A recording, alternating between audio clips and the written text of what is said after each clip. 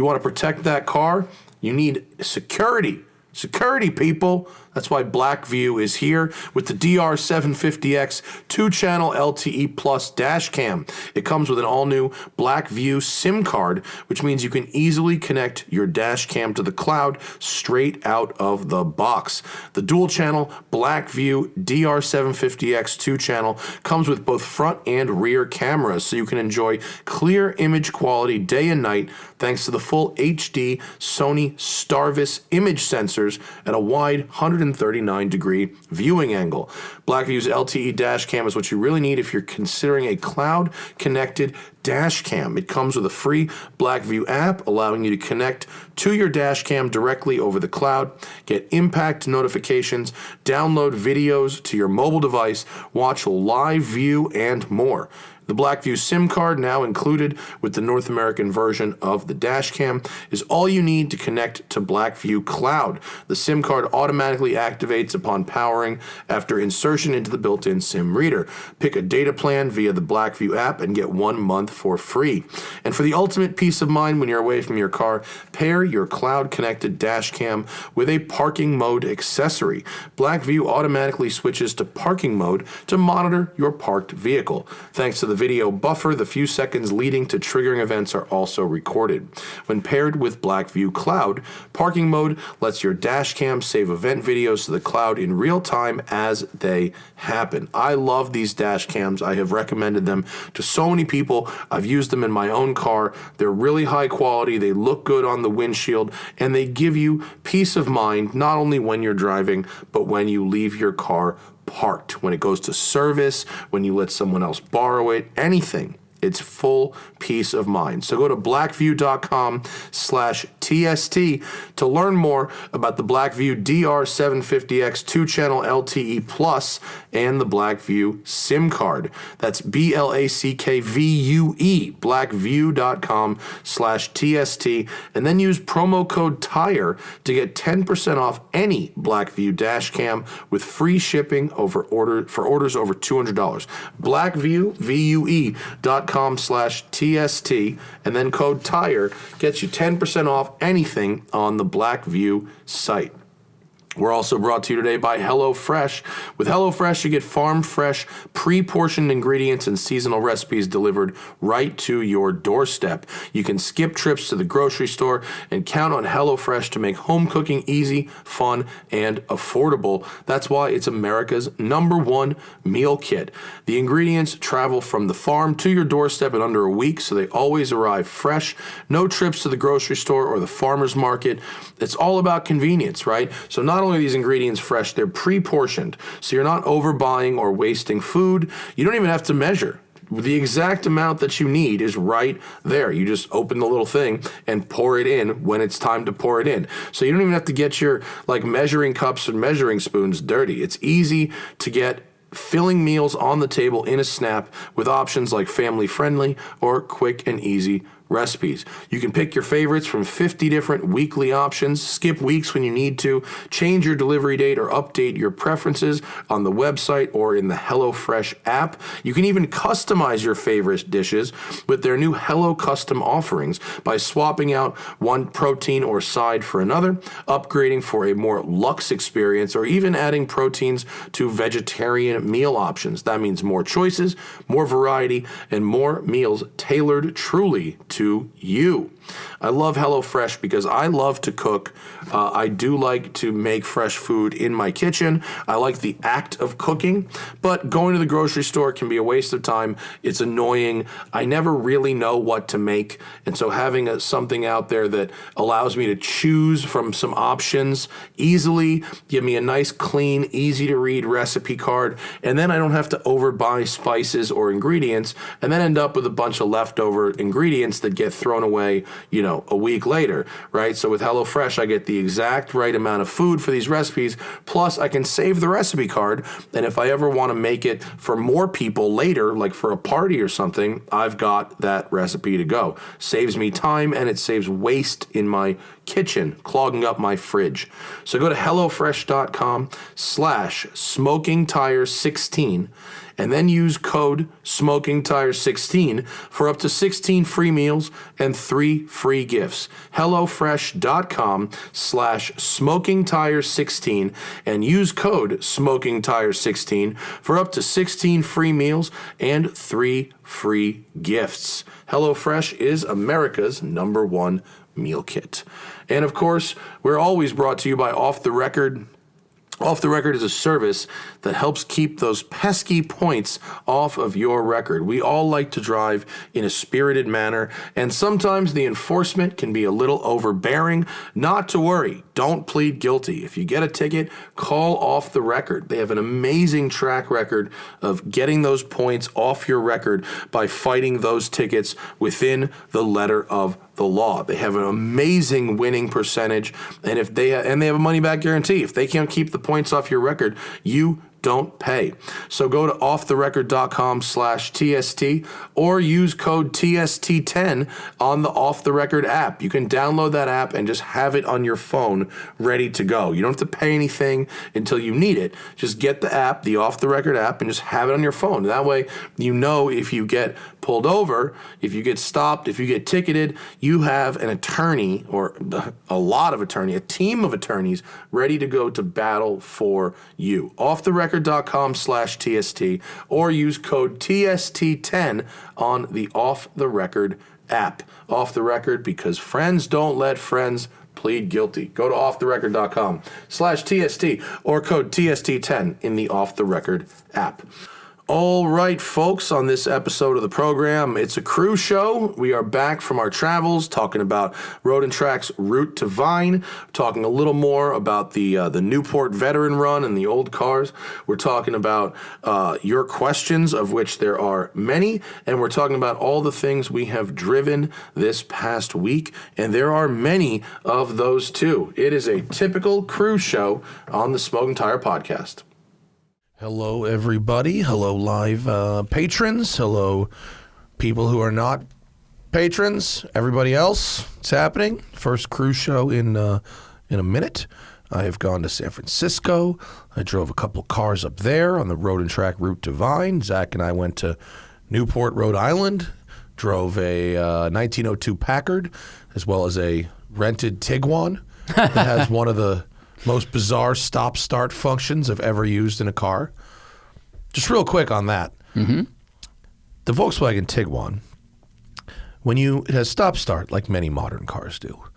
When you put it in park, frequently the engine stops, as maybe it should, right? But obviously the electronics, the radio, that stuff stays on, because that's how stop-start works. So, but then just because the engine's off doesn't mean the car's off. So you have to press the start-stop button to turn the car off when you get out.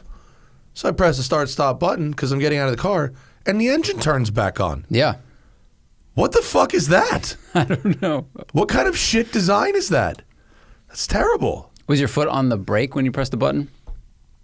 I don't fucking know. Like, I wonder if it's a thing where if your foot's off the brake, it goes, oh, you want me to turn off now? But if your foot's on the brake, it's like, you ready to go somewhere? I mean, the car was in park, so I can't imagine my foot would still be on the brake. True. I don't know. I don't know, but like, that's dumb. That's just pure. And it happened how many times when you're present? Every time. Almost every time. Yeah. It's like the bridge between, like in the Rivian, you just get out, or the Tesla, you just get out and lock it and it turns off. So are they trying to do a half measure there? I don't know, but that was stupid as hell. It was very weird. Which is too bad, because otherwise the Tiguan was kind of decent. Yeah, it was fine. It was fine. It was a fine rental car. Like, as a rental car, it was like efficient, cruised at 90 miles an hour. Pretty quietly. Effortlessly and quietly. Yep. But this stupid fucking start-stop feature was unbelievable. And it had buttons inside, unlike a lot of modern VWs. It was like last year's car. Right, it was great. 20,000 mile fucking. They should restart that factory. All the rental cars have like 1 million miles on them now, because they sold a bunch of cars that they could get money out of, kept a bunch of ones that they couldn't get money out of, and now they're running them harder than they have and longer than they have. Well, this is Enterprise, not Hertz, right? Hertz just has 2 cars. It was Enterprise. Yeah, for it was the whole Enterprise. nation. Yeah, I've found in just my personal experience that Hertz is by far the most expensive. Mm-hmm. By far. Like, for the same exact thing, they charge almost double what like Enterprise would charge. Yeah. And Enterprise, I think, has the best balance of, in general, and this is historical average, not purely right now, best balance of quality of vehicle versus price. That's what I've found.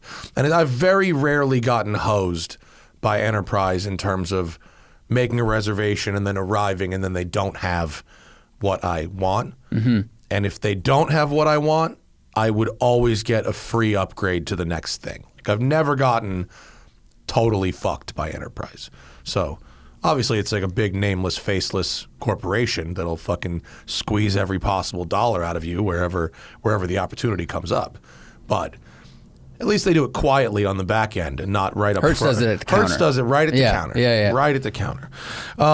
So we, I don't know. I don't want to spend too much time talking about a Newport because we did a whole thing with Donald Osborne about. This will air after that, right? Correct. Yeah. So we've already talked about veteran cars in Newport, and I hope that you guys found that interesting. I thought it was a really fun experience, totally unique in terms of, things for car people to do. Driving veteran cars is like vacationing at the Galapagos Islands. It's not nearly as exciting as you expect it to be. But if you've already done everything else, it is the last bit of car heroin that you can do. If you've already done it, tried everything else. Yeah, it is. It's at the end of the line of car drugs because it's the thing that's not going to grab your attention unless you were like raised with it because you go, well, it's probably slow, expensive, strange to operate, and you're not allowed to autocross or drive fast or take the track. Like, why would I do that? Yeah. Say it's just like when I went to the Galapagos a few years ago. Like, what's that like? It's cool if you've already done everything else and you want to go to the end of the planet. Not particularly exciting, not exactly what you expected it to be, incredibly niche, and way more expensive than it probably should be given what you actually get at the other end of it. But if you've already done everything else, it's a must. If you have the opportunity, you should do it because it will inform you. It will increase your education in cars in general. Oh, you're talking about veteran racing. I was still talking about the Galapagos, but yes. Yeah. Yes, that's true. No, it makes you appreciate what 100 years is, and it makes you appreciate why cars are the way they are now, And in some ways, it really makes you appreciate how advanced certain things were then, the H pattern shifter.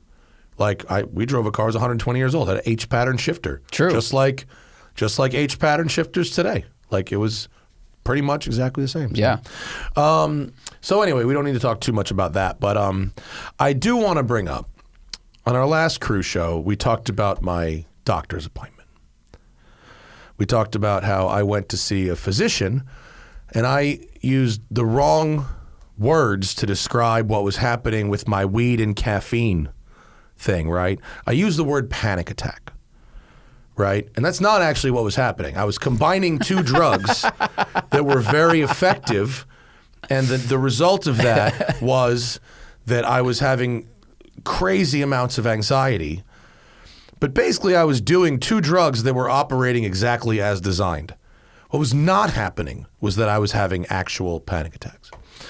So my medical doctor, being a physician, suggested that I go see a psychiatrist and maybe get on meds, right? Anti-anxiety or anti-depression meds. I also talked about how quitting weed made me drink more wine. That didn't make me drink more wine, but the result was that I drank more wine and then I put on weight and then I felt depressed.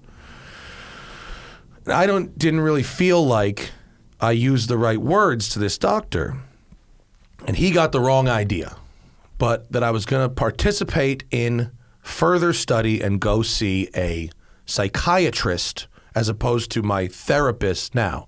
My therapist now, who I've been seeing for 10 years, is non-medical. Right. Psychiatrists have an MD and they can prescribe drugs. Correct.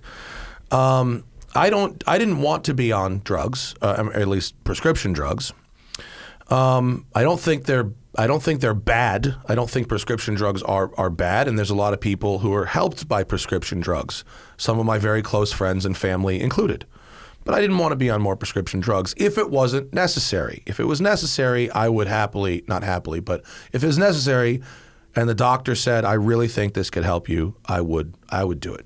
Because I listen to fucking doctors, because they're smart, because I'm not a doctor. So I went to see the psychiatrist. But before I did, I talked about this experience on the show. Want to guess what happened? You had a lot of Instagram doctors? I had a lot of people, over 50 people, contacted me, not one of which was a doctor, certainly not one of which was a doctor who examined me personally. And they didn't just share their experience with prescription medication. Many of them said that I should get on prescription medication, often with specific recommendations of prescription medication. For a few of those, I actually responded and said, you know, it's not a good idea to recommend prescription medication to a total stranger. It's probably not a good thing to do. You don't actually know me. You might think you do because you listen to the radio show, but you don't actually know me. You're not a doctor. You haven't examined me. And by the time the show aired, I had seen the actual doctor, the actual psychiatrist.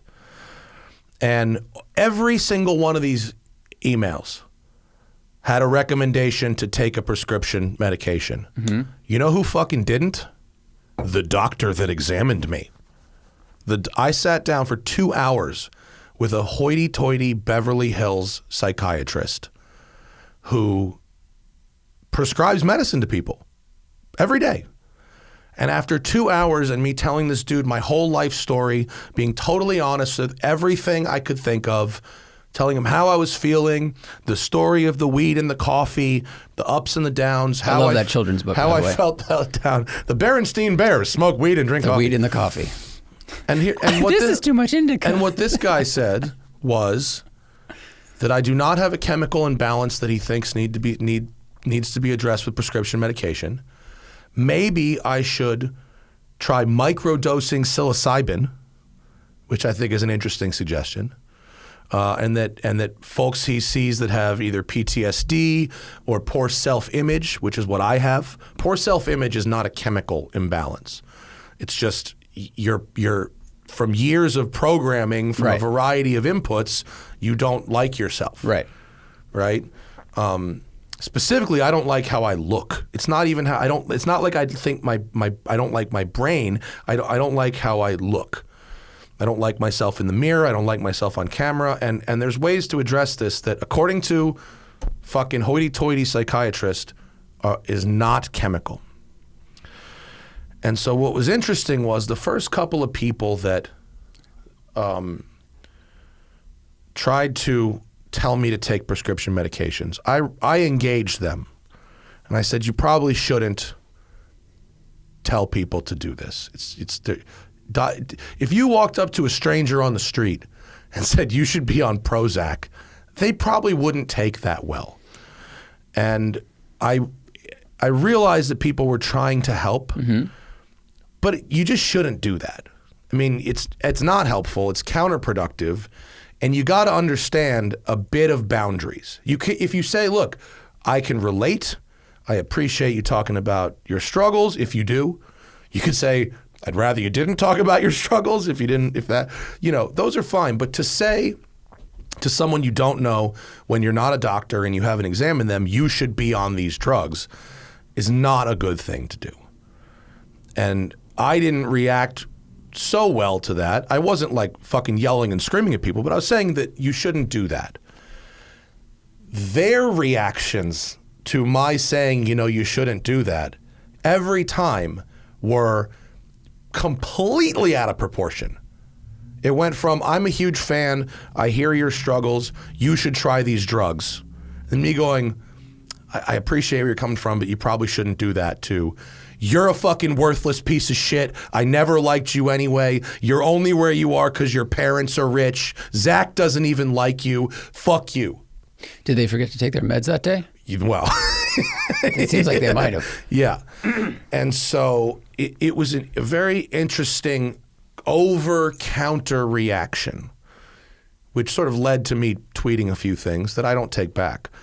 And I didn't name anybody by name, and I'm not going to, but I found it very interesting how willing people were to play doctor to someone they don't know, and not to really understand that you shouldn't play doctor to somebody you don't know. But I think this is more a function of the social media relationship, in that people think because they have access to someone that they're their friend, right? Like if you're sitting at dinner with friends, even if they're like acquaintances, and the subject comes up of like exercise, and someone goes, you know what I've been doing? I've been doing these ACL workouts, or I've been doing this HIT stuff. Like, it's what we do because we're like, well, this worked for me. It makes me feel good, so maybe it will make you feel good too. Right. But I think the problem is that the social media makes everyone think that they are at a dinner table with this person. Yeah. And that just clouds the whole thing. Right. Well, and look, my job is to say, I like this car, and maybe you will too. Mm-hmm. But when someone asks for car advice, I go, well, what are your needs? I throw it back to them. That's why we try to focus on what are your needs. And so with drugs, prescription medication, for you to say this worked for me, it totally negates that you're not me. Your chemical composition isn't me. Your history isn't me. Your diagnosis isn't me. And so that's like if you ask me about a fucking Matt, what car should I buy? Well, and I go into me, I go a Lamborghini Countach. And you go, well, but I don't need that. And I go, well, tell me what you need and I'll try to help. But like, it's not. The last time I bought a Countach, I had a psychotic episode because it didn't work very well with my M3 ownership. They didn't, It's so and I think people do enjoy when I talk about mental health. I get a lot of nice notes from people saying that I appreciate when you talk about mental health, and like, it's the follow-up was to that is that I don't need to be on prescription medication. Maybe I will try microdosing psilocybin if it doesn't interfere with my job of driving sports cars, if I can find a way to not have those two overlap, because I certainly don't want that. And maybe I'll just stick to therapy and whatever. But I just, if you're out there and you just don't do that, please. Like, if you want to engage with me about cars or my cats or fucking random ass shit, like I respond to a lot of DMs. Like I'm pretty accessible. If you email me or DM me and have a question, like I'm pretty accessible. And if you're happy that I talk about this shit because it somehow makes you feel like you are not alone, then that's fucking great. Like I'm happy about that. But like just because you listen to the radio show or watch car videos, like just please don't be the guy that is pretending to be my fucking doctor. I have those. Like I pay them, they have medical degrees, and they examine me in a clinical diagnosis way. And everyone who pretended to be a doctor on the internet was wrong compared to what the actual doctor who saw me fucking said. So there's that. It's a very individual thing. It is. You shouldn't recommend prescription medications to people that they're not you. Everybody's different. We're all little snowflakes. We're all totally unique. So anyway, that happened, and that was fucking occupying my mind for a couple of days because I was just like, God, the counter reaction to me saying, please don't diagnose me if you're not a doctor. That's really strange. The flip was weird. The flip was like so aggressive. So aggressive.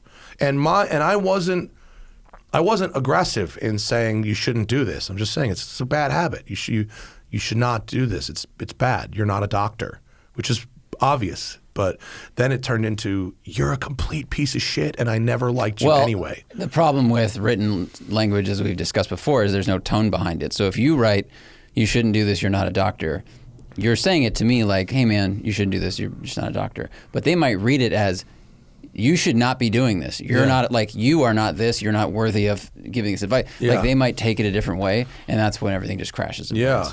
Well, you know, there's a good way for that not to happen, and that's to not be a doctor. Just not even just for me going forward. If anybody else, just don't do it. They're just, ignore some DMs also. I mean, yeah, that's true, but like it was a lot of them. It's a lot. It was a lot, and so yeah. What the fuck else?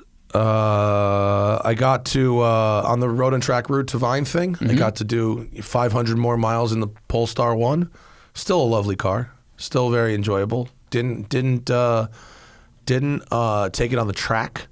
I didn't really want to take it on the track, but as a road car to do 500 miles in, very nice. It's a good performance car. I mean, we ran it around Chuckwalla for Proving Grounds, and the lap time shocked us. Yeah. Very fast, great brakes. And, I was leading. Everyone seemed to have a really good time. The route I made really worked out. The Rallista app worked flawlessly. I really like that app for planning routes. It works really, really well. Nobody got lost. Having the radios was fun. I seem to be good at finding a pace that doesn't bore the enthusiasts, but also doesn't freak out the non-enthusiasts. Travis said the very first day, he was like, listen, when I led this thing last year, I got yelled at the halfway point of the first day for going way too fast. So it's a very good tip.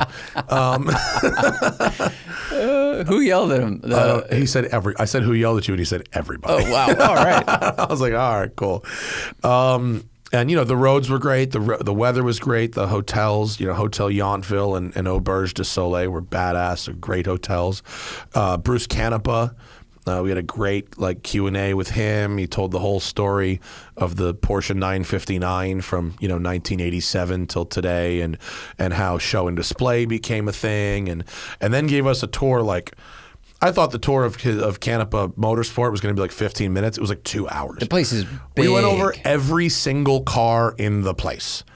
Every race car, every historical, everything. Wow. He did it was the staff was kind of doing the, wrap it up, but people were just way into every little thing. Of course, because everything in there is special, interesting, and some of it's taken apart, so you get to see parts of the car you would never get to see on the street. Yeah, it was super cool, really interesting. If you're up in Northern California, Santa Cruz area, it's a must. To stop in at Canapa and see their for sale showroom and their museum is amazing. Yeah. Even if you don't go in the race shop in the back. And if you ask, they'll probably let you go in the race shop in the back. But there was 12 959s there. It's amazing. Bruce said he would come do the show when next time he's down in LA. Cool. So we'll get Bruce Canapa on for sure. And Graham Rahal was there. We were giving laps around Sonoma. It was the two people giving hot laps are Graham Rahal and Matt Farah. I was like, Jesus Christ. Put the timer down. Put the timer down. Yeah. Well, Graham, he was in an NSX because he's Acura for Indy. And then I drove the CT4 Blackwing, which was Mike Guy's, cruising car. The Blackwing on track, awesome. Awesome, awesome, awesome. The car was not just quick, it was very quick. It was so balanced. Sonoma is a really fun track. It's got a ton of elevation. It's got multiple negative G over crest corners. It's got really high speed S's downhill. Yeah. It's got two different drift corners. The last corner and then the corner up by the drag strip at the end of the drag strip are both drift corners. This thing, I lapped this thing. I probably ran 65, 70 laps. I mean, I was giving people rides. Wow. And so I was having fun. I was having fun. It's a good work day. That was a great work day, giving people rides around Sonoma. And I was not showing any mercy on the car at all. The brakes held up phenomenally. I was really getting into the brakes, and they held up so well. The tires held up really well. The steering, it didn't get sloppy throughout the day. I drove with the shocks set to soft all day. Okay. It was just, I was in V mode with everything maxed out except for the shocks. Yeah. Actually, I had the brakes in the middle. The brakes all the way at the top were actually too too jabby. Why did you run the shocks in soft? Because Sonoma, to my memory, is not that bumpy a place. The track itself isn't bumpy, but it got a little jittery if you wanted to take curbing with the shocks and stiff. It was nicer in soft. And you had how many people in the car? Only one, myself and one. I wasn't running four. Okay. No, I can't really have people in the back seat of that car and be comfortable. Like, right. if four people wanted to go to dinner, I would be fine. But like, if I'm driving on a racetrack, I can't be jammed against the firewall and not be able to move properly. And riding in the back of a car is just not that fun. Sick. It's just you're always leaning over, going, where are we going? Yeah, Where's the turn? It's not fun. Yeah, it wasn't. So I just did one at a time, and they had those KTM crossbow race cars from Race of Champions too. Whoa. They were giving people some laps in those. It was pretty sweet. But that CT4, I mean, what an unbelievable performance car! Such a good car. It was great. It was great. I mean, if I wanted a one car fits all for really everything but snow, I mean, what an amazing performance car that is, and such a good value. Yeah. $75,000. That thing was ripping around the track, and I was really, really getting into the brakes really hard. The turn in was excellent. The balance at the limit was excellent. You knew exactly when the back end was going to start stepping out and how much. It never would really get away from you. And it was really, really good. I was I don't want to say I was bummed to go back to the Polestar 1 because to just drive around, even on curvy roads, the Polestar was lovely. And because I had to have a radio in my hand to drive, not having to shift was helpful. But I was kind of jealous that Mike Guy got to drive that thing. It was the badass. good thing though, but you've already done many Canyon days, in the CT4 here, and now you guys do the track experience. But you're probably cranked up on track adrenaline. You're like, I want more. I was so tired after that. It was, and we found some really beautiful roads. People on that event said on day 1 and 2, the first day 1 and then day 2, they were like, that's the best driving day I've ever had. And I was like, wow. I mean, I was like, wow, thank you. I'm glad that happened. Like, I'm glad we could provide that experience for you, and you feel like you're getting your money's worth, and I've done my job, well. But like, also you should get out and go drive your cars more, because this was great, but it definitely was not the best driving day I've ever had. And it'd be funny if they were from California and you're like, you could do this. People often. came from all over, dude. One couple fucking drove from Indianapolis. Whoa. People drove from Utah. People drove from Arizona. A couple people came from further but shipped their cars. Some people came from Tennessee and shipped to Ferrari. And what was the most expensive car, and what was the cheapest car? The most expensive car was a Ferrari 812 GTS that the owner told me he paid $200 over to get. So that's like a $750,000 purchase. And they were very nice people, and they had this couple was a young couple. Very, very nice people. They had matching Ferraris. The GTS was hers, actually. His was a Pista, 488 Pista. And they had matching 6.4 Hemi Wranglers also. Wow. Yeah.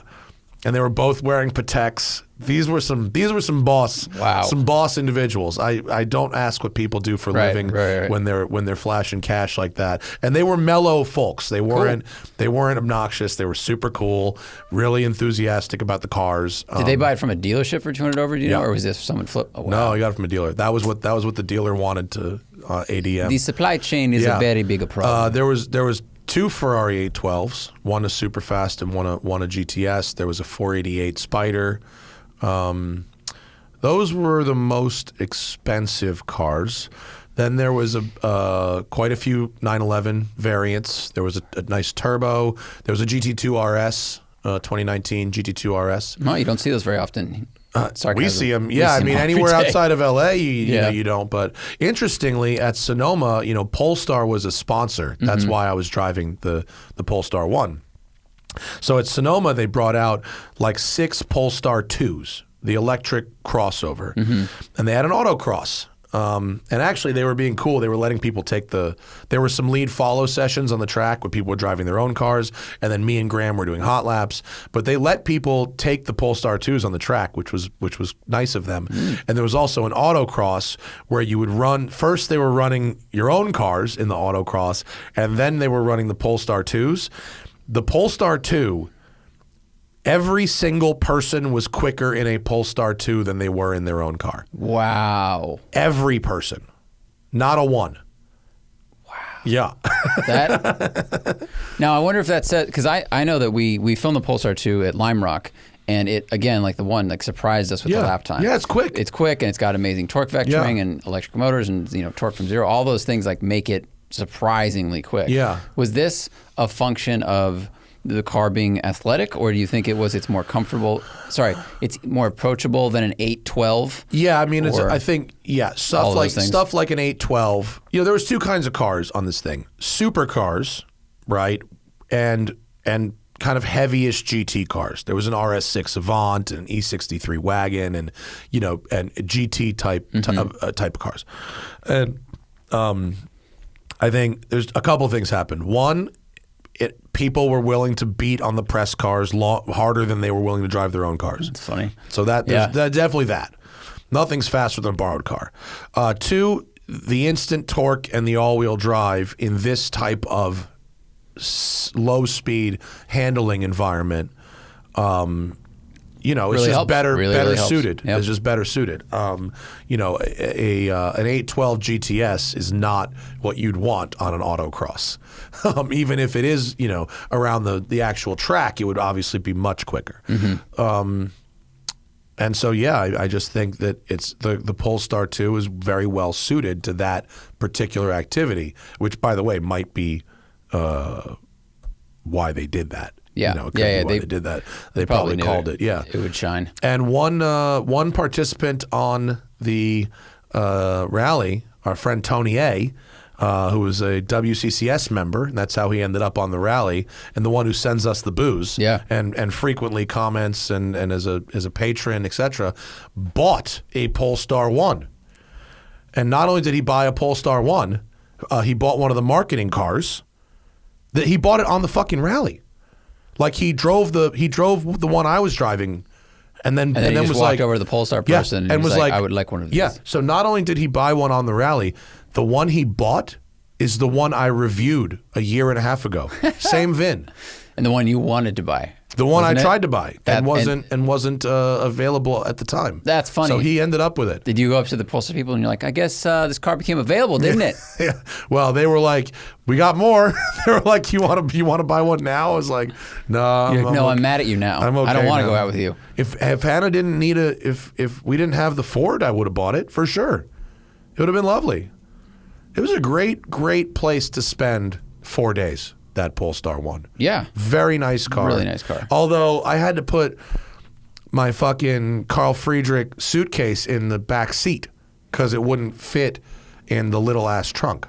Wait, the trunk is your Carl Friedrich like carry-on size, or is it the bigger one? It's the size of the one that you have. It's that one. Yeah. If it was carry-on, it would have fit. Yeah. I could only fit the camera case and my backpack in the trunk. That's all that would fit. Yeah, it's pretty tight It's a small trunk. It's not good for that. Fortunately, Road and Track had a luggage van, so I only had to do the suitcase in the back seat on the very first and the end of the very last day, and it wasn't like flopping around on all the good driving roads. Right, you got to seatbelt it in anyway. Yeah, it was not good. And actually, you know what super sucks about the Polestar 1? It's by far the worst thing about this car. Not even the trunk space.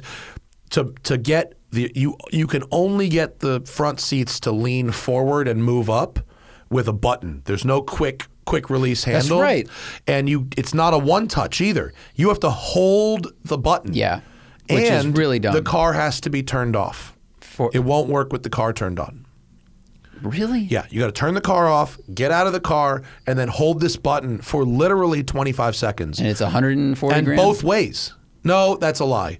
It only forward. If you then press the memory recall button, you have to hold that too. Hold the memory recall button, it will go back there. That is very silly. That's a real oversight. That is a big oversight. Yeah, that's not good. They forgot to order the one-touch switch. They forgot about that. Yeah. Wow. Weird, right? You think they could update that with programming, Because like, right? when would you ever need it in between your memory function and all the way forward? It's not like you ever want to stop it halfway. Well, then it's just in the way of both. Like no one can get in the back and you can't get in the front. Right. Yeah. So you should just have one touch button that pushes it forward all the way. Yeah. And then one touch button that puts it back to where it was. They should be able to do it. I'd hope there's an over-the-air update they could do because it's like it's a computer that controls the things. There's no over-the-air on Polestar 1. Polestar 1. Really? No, Polestar 2 is connected car. Polestar 1's not a connected car. All right, then bring it into the shop and plug a thing in. Plug that shit in, yeah, right? Just someone write some code. Yeah. That's really silly. But up in Sonoma, I can't recommend highly enough. Mount Veeder Road, really fun. Lake Berryessa, the lap around Lake Berryessa was fucking epic. Oh, I know the road. It's gorgeous. Yeah, Yep. It was great. Lake Berryessa and Pope Canyon Road, awesome. Great driving roads up there. Really good tarmac. So go to roadandtrack.com/experiences. They have a bunch of other events coming up. They're doing one up in Seattle, Dirtfish. They're doing a thing in Austin, including a Coda track day. They've got, what else you got going on there, Zach, on the... Hang on, I got to do a thing. Something happened? Some technical difficulty? Mm-hmm. Huh? Okay. There's there's an Austin thing. There's a thing that includes a half day at Dirtfish Rally School. They're doing a thing in Italy. What else we got? What are the other ones here? Austin City Limits, the Rally one. There's the another East Coast Hudson one. There's a Maranello one. The one in Italy, unfortunately, is not a driving event. It's a bus tour, which personally I was a little disappointed with. And then they've got this track club thing they're doing.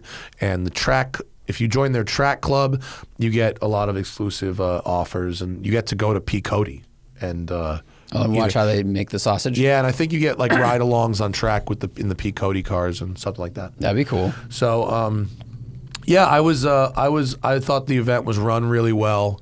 You know, me and Travis and Bob Sorokanich was there. Dan Pund was there.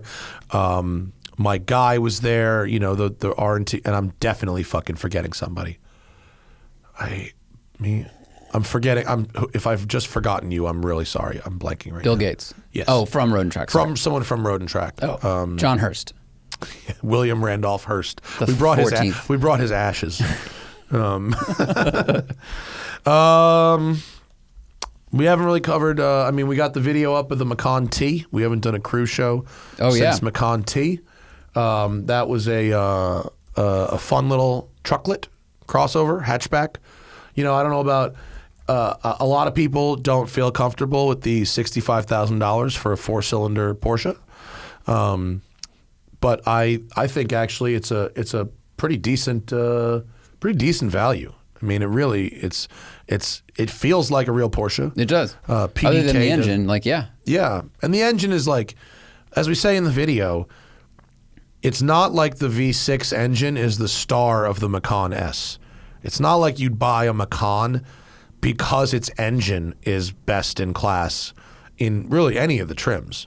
Yeah, it's You know not, what I mean? Well, it's also not an exciting engine. You're Right. buying it for the number. It has more power. It has X more torque. Right. Yay. But you're not going to listen to it. It's not exciting to hear or drive. It also just has more handles power. well and feels like a Porsche Right. and works like a Porsche. And PDK makes it feel like a Porsche. Yeah. It's an effective engine, but it's not a super special engine. So to go from one effective but not super special engine to go to a smaller effective but not super special engine doesn't feel to me like that much of a downgrade. It's not as much of a downgrade as like we did in the Cayman T, to go from the Cayman S engine to the base motor in the Cayman T. That does Right. feel like a downgrade. It does, And yeah. and the 911, it does not feel like a downgrade. So you know, the Macan T, it handled really well. It rode really well. It was made really well. It shifted. The shift response was excellent because PDK is great. Yeah, I thought the aesthetic changes look good. Like Yeah. it looks more special than it is. You know, I mean, it's just a little bit above like the base price, but it looks like it looks really good. It's blacked out. It's got black trim. It's got these gray accents on it. I mean, it looks like a really cool car. And then you get in it, and I mean, it's an all black interior basically, but everything you touch is high quality. So you have a pretty luxurious sporting experience. I know some people were a little bit miffed that it's the same engine as you get in like a Golf R or GTI or whatever, and the Golf R gets more power. So one, you could probably get a tune on this thing if you don't mind doing that. And then you probably have more power than a Golf R. But I understand where they're coming from. It's like this is a $65,000 car, and the Golf R for 20 grand less makes more power, and it's the same engine. But if you tune this up too high, now you're bumping up against the V6 car, and like so much of what OEMs do in terms of pricing is about not eating their own foot. Right. Yeah. But overall, it was a very nice product. It didn't. I mean, you know, obviously 65 grand is a lot of money, but it didn't feel overpriced on it to me. I mean, I thought that you're not using, even with a smaller engine, it's not like you're using all the power all the time. I mean, every day driving, it's not any different than an S. It just isn't. Right. You know. So that's the thing is like if you don't hoon the thing all the time, then you're basically getting the same living experience as someone who's spent 80 or 100 grand. Right. So I think that's a way to look at it for people. Yeah. It was a very nice thing. Go check out our video. It's up now. It went up on Tuesday. That's why we had to shift our air schedule a week, and the Rivian got bumped from Wednesday to Thursday. So the wet Rivian is up now. Got a dispatch from the desert. Did you see on Instagram what's going on with my Ferrari? Yeah. All kinds of fucking weirdness with my Ferrari. Donnie took it apart. You know, his original assignment was, you know, we're rebuilding the suspension, so shocks, bushings. We're doing new brake pads and discs. And my driver's side door panel was a little loose, so I wanted him to fix that and put in my new stereo, my Bluetooth stereo, as well as fix the brake booster. The brake booster was dying. So as Donnie does, you know, he gets into the car and he finds shit.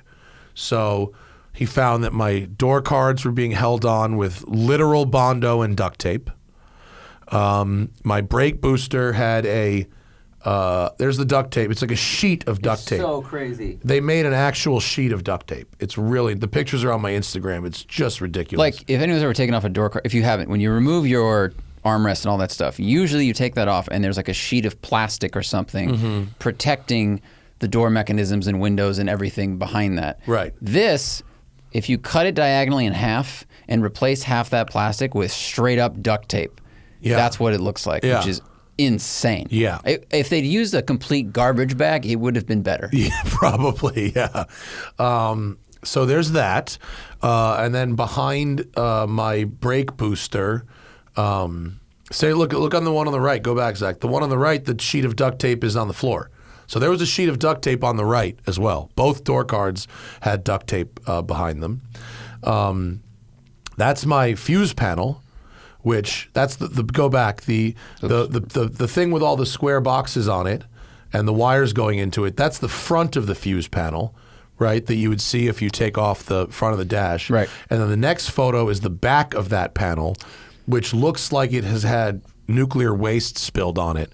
Like it's got like third-degree burns. Yeah, the plastic like bubbled or something. Yeah. So, you know, even though Donnie did my complete fuel system recently, right? Remember he did all the fuel lines. They went to JPL for palladium coating. Right. All new injectors, all new wires, all new this, all new that. It still was cold starting like shit. And so Donnie was like, I don't get it. Everything in your engine is new. So he took this off. This is apparently a very common problem. And it wasn't necessarily something. This is like it's not like he missed it the first time. Like this is like the second level of examination. Like you wouldn't normally replace the entire fuse box, but it is a known issue that these fuse boxes melt. And so we have to replace. They rebuild this panel. Okay. So it's been sent out for rebuilding, and he thinks that is actually what's causing the bad. So it's not getting start. the correct electrical signals. Correct. Yeah. Wow. And then this wiring was behind my radio. It's very creative. And I can't even describe what this fucking wiring is. Okay. Well, It's Like, for example, there's a wire coming out of somewhere. It doesn't really matter where it's coming from. And it has a white connector on it. And instead of getting a matching one that you'd clamp around the wire it's going to, and then you'd plug them into each other, like, when two people love each other very much. Instead, they've used a 90-degree clamp for some reason, and then they've just clamped onto a wire that was not stripped. That's then exposed on the end of it. Correct. Yeah, which is crazy. So there's actually wire poking out. It's like if you grabbed a garden hose with your hand. That's what it's like, a blue hand that grabbed this garden hose, and that cuts into the wire, and that thing connects is called it. a Scotch lock. Okay. I haven't heard that term before, but multiple commenters referred to that as a Scotch lock. It's so weird. They use it in a bunch of places, but they don't use it the same way in every place. Yeah. That is odd. So- there are so many exposed wires in this photo, dude. Yeah, it's super sketchy. Like, there's 3 wires that don't go anywhere, but they're clipped off and they're not capped. So it's massively jankified back there. So Donnie's like a patrolman that then looks further, and they're like, "You should be a detective." Yeah. Good job on this. So, and then behind my brake booster, which she removed and is replacing, there's the pedal assembly with the booster attached to it, the master cylinder. Behind that is the remnants of what we believe is a mouse nest. Ew, There's no, they didn't find any mouse corpses, but that is a mouse nest. It looks like 2 people took a shit in the same spot. Yeah. And they had different diets. Right. And then they dried together. Yeah. So dark brown and light brown. So that's This is like awesome. under the dash, It's right? Isn't this an HVAC? No, it's not. It's not the dash. It's vent? go in the next picture. The next picture shows you where it is. It's in the frunk. So you're looking at that. That steering. Yeah. Right. Yeah. You can see the steering shaft there, and you can see the HVAC ducting. That the HVAC ducting is up against the front firewall there. Right. So it's in the front of the car.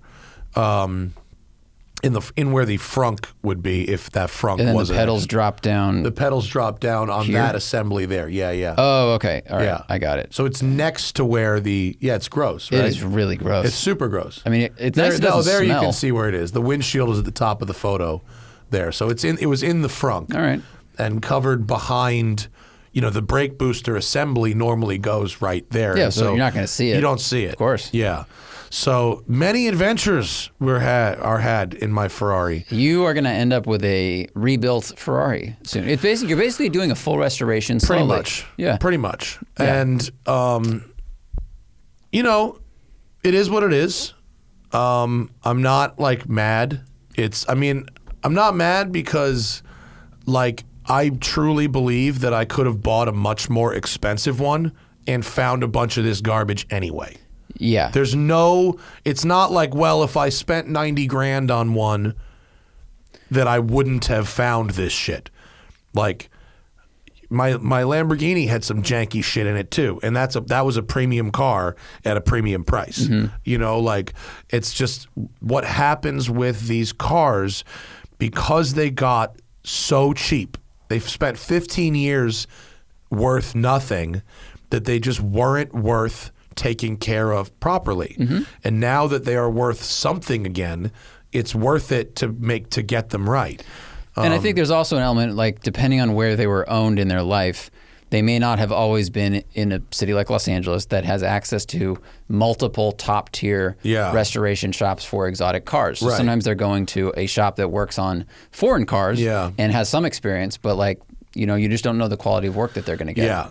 I mean, obviously, we've learned because my major service paperwork was totally fraudulent. That's different. I mean, that was an indicator that maybe this car wasn't as taken care of as it should have been. But the mice, that happens to new cars. It's just they find a place that is warm and sheltered. My brother has a 2014 C-Max. Yeah. And he'd been gone for 6 months, and he came home, and they had eaten the wires. Yeah. Because the wires are wrapped in soy. That's common now. They use a soy blend, and mice eat wire housing. And so he had to take it in and got insurance paid for the whole thing. Oh they my had God, to the bill completely must rewire have the whole been- car. Whoa, what a nightmare. Yeah, he sold it afterwards. Yeah, it'll probably never work as well again. There's almost no way they can get that right. I mean, he went to Ford dealership, and they Still. replaced the things, and then he was like, well, I'm not driving this car. I should get rid of it. Yeah, when my dad had that BMW 7 Series, and they got T-boned in it 3-4 months after buying it, and the insurance company, which should have totaled it out but didn't, they sent it to BMW. And it was like a $50,000 repair. It was like, whatever it was like $2,000 south of being totaled. Like, my dad got so fucked on this deal. And that car's got like 100 miles of wiring in it. Yeah. And they had to rewire the whole car. And it was never right again. It was a complete disaster for the entire remainder of their ownership experience. There's just so much wiring. I mean, in these considering cars. I've driven brand new press car BMWs and had the screen turn off while driving, I'm not totally surprised. Yeah, but I know what you mean. Yeah. So like, it's a fun adventure. My door panels have all been sent out to get remade. New trash bags for the liners. All new trash bags. Nice. And then he sent out my center gauge cluster to get redone while he's like, fuck it, we might as well. The clock worked. It's like an analog quartz clock, but it was like a little hazy on the thing. So he sent it out some nice clear gauges. Cool. Yeah. He's doing the fucking radio. The suspension is like, no problem. Like he has, it's just famous last words. It's Coney shocks and bushings. He has them all. The brake booster. It's just a door card. He has all the parts. I hope you're right. Oh, it'll be a couple months. Don't get me wrong. Yeah, it's gonna be a couple months. Oh, wow. I don't give a shit. I'll drive something else. Like whatever. It is what it is. It's actually convenient to always have one car at Donnie's. Parts cost money and labor costs money. But what I don't have to do is pay for some shop's Beverly Hills rent.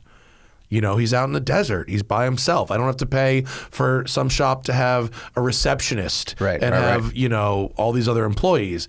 It's just him. And so it ends up being, not cheap, but reasonable considering what we're talking about, especially vintage the quality Ferrari. of the work. Yeah. And the quality of the work, like I just know it's going to be good when it's done. And more importantly, like, what I've come to really appreciate about that Ferrari is that it has enough miles on it that I don't give a fuck.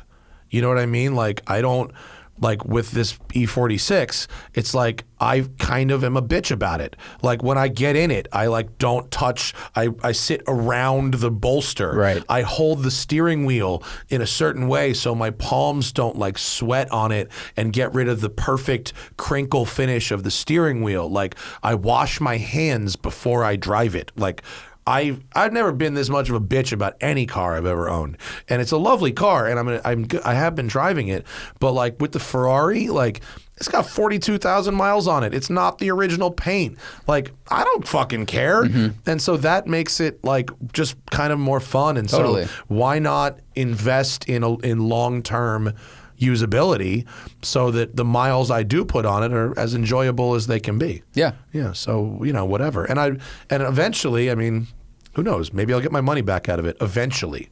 The market says if I got it back from Donnie after this and put it on fucking Bring a Trailer, I could probably make a profit because people are paying more for worse cars than mine right now. Yeah, and you have full documentation on podcast, Instagram, everything of like, here's what was wrong, here's what was done, who's done by, and like that will make a buyer feel very comfortable. Yeah, I don't want to sell it. I want to keep driving it. That's why I'm doing all this shit. If I wanted to sell it, I'd fucking dump it as is. I wouldn't spend this time or money doing any of it.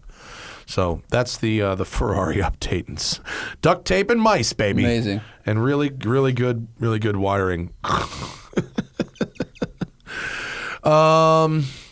GR Corolla just launched. Looks promising. 300 horsepower, all-wheel drive, hatchback. Given that Subaru has abandoned the STI, I think Toyota is in an excellent position. It looks very good. And remember we drove the Corolla Sport hatchback, and it was really nice other than being slow? Yeah. This solves that. Look at that. That is cool a great looking little car. The fender flares look good. Yeah. And Box it was flares. already a cool, like angry looking hatch, and now they just flared it a little bit. It's got fucking punch louvers on the hood. This will be cool. Yeah. This will be a nice product, I think. I wonder where it's going to be priced at, because the Corolla we drove was like 26, I think. It'll be $40,000.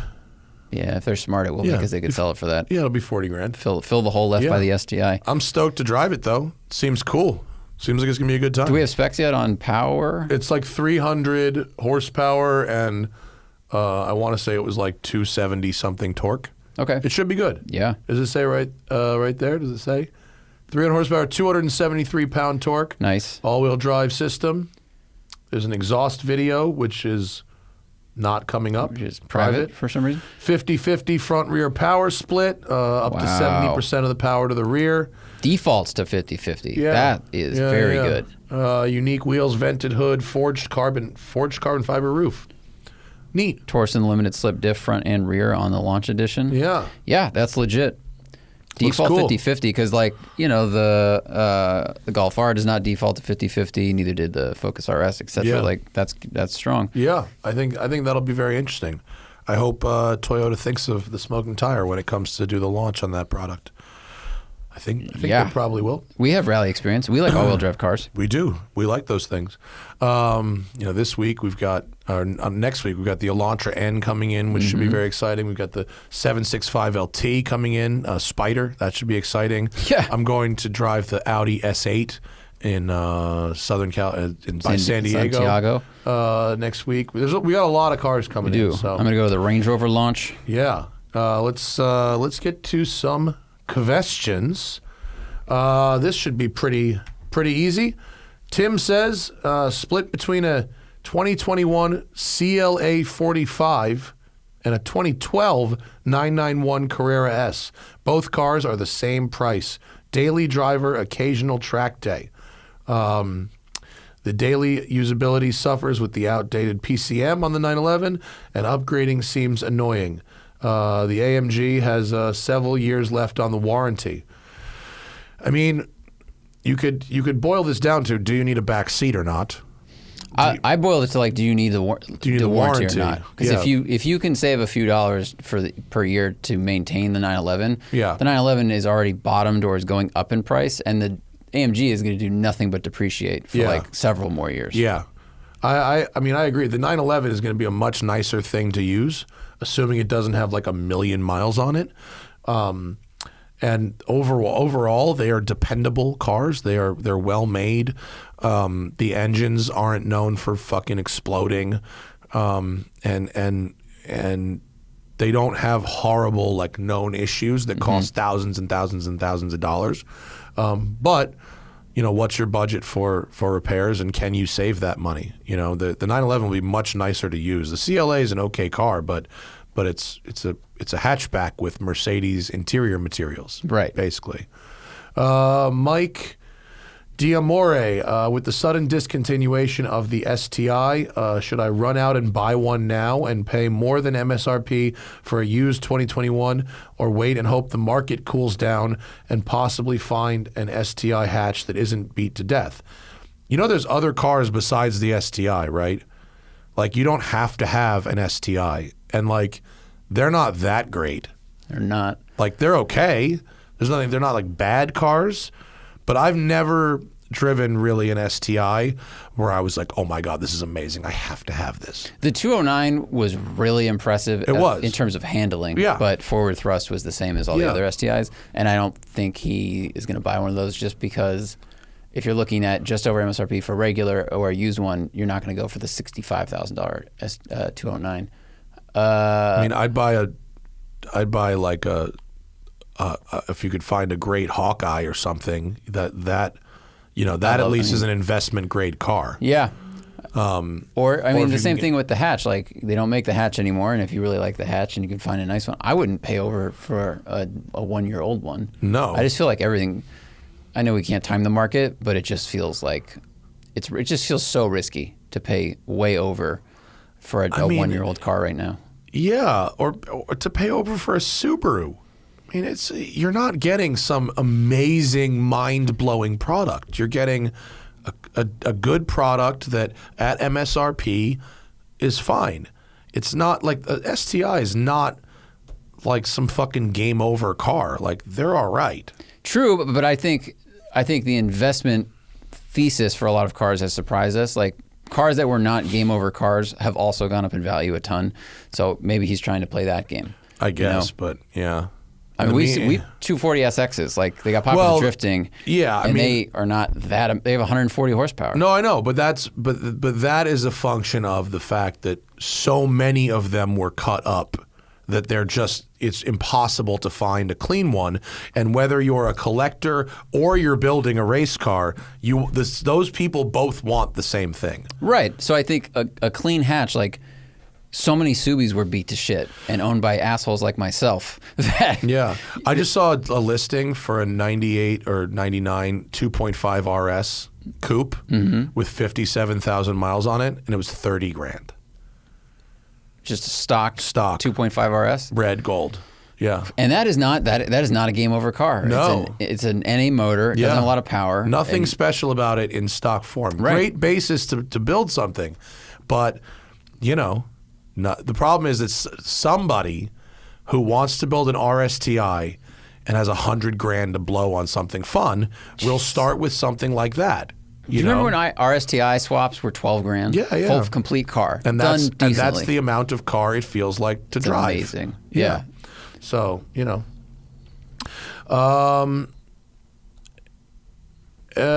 Cheseldine, follow up on the last one. The guy who was going to sell his big red Daytona and get a Rolex with the proceeds.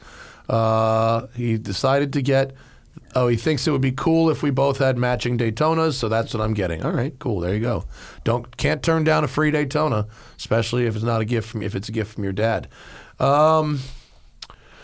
Let's see. Okay. Question is, with Subaru shifting towards consumer appliance type vehicles since their partnership with Toyota, that was long before their partnership with Toyota. They've been making consumer appliance vehicles this whole time, and one enthusiast car. The legacy was a consumer appliance vehicle. Will the transition to EVs result in Subaru going out of business? Their competitive advantages are lower. Competitive advantages being lower are what enthusiasts look for. Yeah. Lower center of gravity, boxer engines, all-time, full-time, all-wheel drive. That's not why most consumers buy consumer-grade Subarus. They buy them because they're simple. They're often a lot of folks want a simple car. They don't want all the fucking bells and whistles. They want something simple, proven, reliable, dependable. They offer a lot of features that aren't too advanced, but heated seats with a button, not some crazy, touchscreen thing. They're very utilitarian and they're very comfortable. And there's also a lot of brand cachet baked into our generation, the one before us. Yeah. That is a really strong component of Subaru's success. Right. I think it'll continue even if when they go to EVs. People are not that inclined to change brands. They're really not. Yeah. That's why our job is so hard of saying, oh, you've been a Nissan family. You should go check out this Honda. Yeah. And very rarely do people depart from that. Right. That is Subaru's customer to lose. Yeah. So unless their EVs suck, Yeah. someone who's got a Forester or an Outback now, there's almost no reason to think that when they switch to EVs, their first consideration won't be the Subaru EV. Right. And then it becomes Subaru's customer to lose. Subaru offers not only a level of simplicity and dependability that other manufacturers don't necessarily offer, but they've got this sort of rugged image, the outdoorsy image, that someone who already owns a Subaru and like it, their first look is going to be a Subaru. Dan B, thoughts on King Seikos and additionally, what do you think about Seikos using high beats or spring drives from Grand Seiko? King Seiko is an interesting one. It's in between Seiko and Grand Seiko. It's an upgraded regular Seiko. And what do I think about Seikos? They're fine. To me, there's a limit to how much money I would spend on a Seiko before wanting it to be a Grand Seiko. So the Seikos I buy are $500. They're the dive watches and stuff like that. And then sometimes I'll have them customized further for a couple $100 more. But I don't necessarily, but Seiko themselves offer watches that will use a Grand Seiko movement or a King Seiko that will cost almost as much as a Grand Seiko. So once you start to get into the middle four figures, these King Seikos are $1,700. That's about the upper limit for what I would spend for a regular Seiko.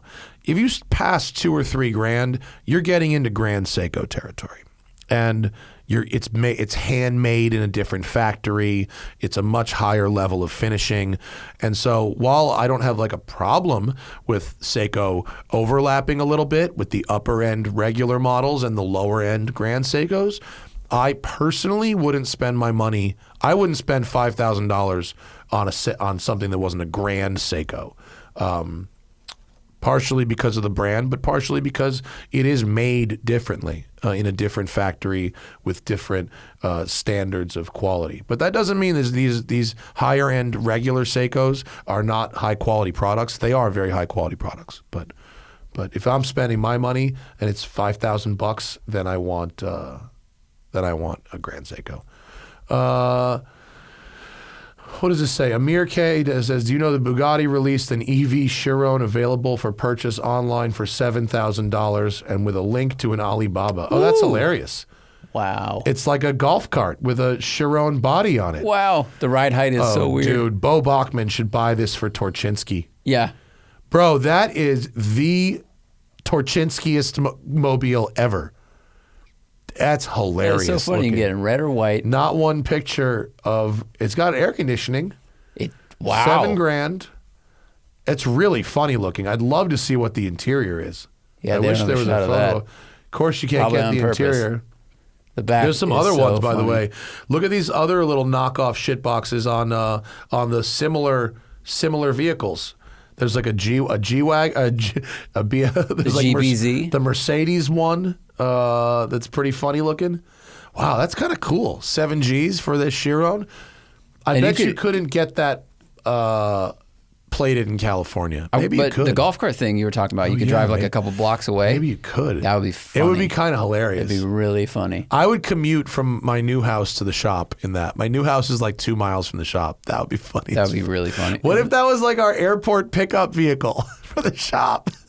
Wouldn't that be funny? That's an actual ID4. Dude, I thought it was a baby ID4. That's so funny, dude. We send that shit to Torchinsky. That's hilarious. He would definitely buy that thing. He should. Yeah. Mike Manillo, is there video content from snow driving experience in Steamboat? No. No. We have discussed it. That is done. No video. Tony Rodriguez Salgado, is it worth it to manually swap a new automatic sports car? The thing about doing manual swaps is the reason it works in the Aston Martin and in the Ferraris, earlier Ferraris, and in the BMW is because you're not actually changing the gearbox. In those early single clutch automated manuals like the Ferrari 355 and 360, the Vanquish, and the BMW E46 M3, you're not changing the transmission. Those cars have actual manual transmissions in them, just ones that are operated by a robot that's often electronically controlled. So Tesla robot, right? It's a Tesla robot. It's a humanoid robot. There's a humanoid under there. So to manual swap those cars, you're not really swapping anything. You're taking out the robotic mechanisms and then getting OEM interior bits and changing the interior over from automatic to manual. And all 3 of those cars, it's the same thing. The Ferraris, the Astons, and the thing. If you have a car that never came with a manual, and you're trying to put a manual in it, you have an uphill battle that is almost never going to be worth your time or energy. Yeah, and these days, if the automatic version of the car, let's say, comes with like a DCT, you can't change that to a manual. Right. You're talking about the whole interior. HPZF, like that's not going to be a manual. Yeah, the whole interior, the gearbox itself, a pedal box, a drive shaft, programming the engine to work with a manual. Like you got to do a whole bunch of funky shit that it's not like there was another, like you can switch to E46 BMW with the other software from the manual and the other pedal box from the manual, the shifter from the manual. You can literally do it with OEM parts. Even the Aston Martin Vanquish, they made a few manuals from the factory, like less than 50, but the engineering is done. You just have to switch the parts. And we're talking about cars from the early 2000s, so there's a lot less computing. Right. And now if you, for example, I don't know, if you're going to get like an F80 M3 and you want to switch that over, I don't know Well, how that many. came with a manual too. Right, but there's so many layers of code in the engine. Yeah. So I think to marry that, like that's the simple version of a new car, but I think it's going to be a lot more complicated than just bolting things in. Yeah, it's very rarely worth it. A guy on the Road and Track thing asked me about could he get an Audi S7 and make it a manual, and I said there's almost no chance that will work. I mean, the last closest manual gearbox you could get was from like the RS5 that come from a couple years ago, or possibly the S4. But like, it would be you'd end up with a $300,000 Audi S7. Yeah. You know You're gonna have to pay AI design Yeah. to reprogram the entire car and the computer to understand that it's using a Tremec now. Yeah. Like, it's doable, but it's more expensive than you probably want. Yeah, it to be. you'd go so far down a black hole, and you don't even know what the end result would be. Right.